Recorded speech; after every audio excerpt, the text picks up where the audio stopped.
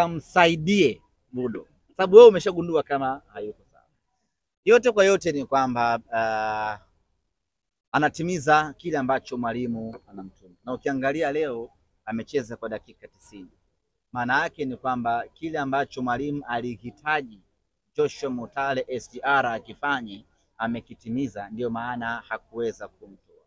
Kama angekuwa hatimizi majukumu yake, naamini mwalimu angemtoa. Otherwise tupate nafasi siku moja tumuulize mwalimu Fadlu, pengine yeye ana jicho la tofauti na mashabiki wengi ambao wanaliona.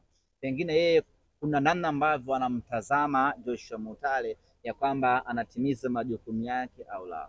Kwa hiyo kwa mimi niseme tu kwamba kwa kuwa mwalimu hakumfanyia mabadiliko, tafsiri yake ni kwamba ameridhishwa na kiwango chake. Kama kuna lolote mwalimu Fadlu tutakuja kumuuliza siku moja, mwalimu unamreti vipi ama una comment gani kwa mchezaji fulani fulani. Swali langu la msingi lipi hilo? Kama Simba mna mtaalamu wa psychology au hakuna? Hatuna mtu mwenye matatizo ya akili, kwa hiyo hatuna sababu ya kuwa na mtaalamu wa psychology. Kwa hiyo makosa yote ambayo Budo alikuwa anafanya kama mwalimu ndivyo alivyokuwa amemwagiza kafanya, sababu hata mashabiki walikuwa wanashuhudia hicho kitu. Amefanya makosa mengi sana ambayo unaweza kaona kama ni mtu ambaye kichwani hayuko sawa sawa. Kwa hiyo umeshagundua kama Budo hayuko sawa sawa. Wewe unamwonaje? Mimi namuona yuko sawa. Ni vile ambavyo Budo mlikuwa mnamtarajia kabla kipindi mnasema SGR.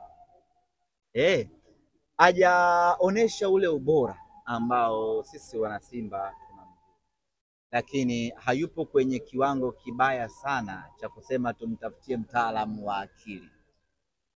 Yupo kwenye kiwango cha kawaida, na kwa kuwa sisi wana Simba wengi tunafahamu ubora na kipaji alichokuwa nacho Budo, ndio maana kuna wakati tunaweza kulalamika, lakini kiuhalisia ni kwamba kiwango alichokuwa nacho anahitaji support kidogo ya kuongeza ili afikie kwenye ule ubora ambao sisi wana Simba tunajua Budo ni bora kwenye eneo hilo.